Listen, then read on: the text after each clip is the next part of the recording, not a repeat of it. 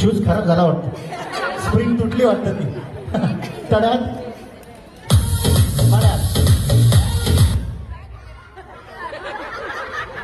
Best. Hello, best लक तिसऱ्या क्रमांकावरती थांबला. आता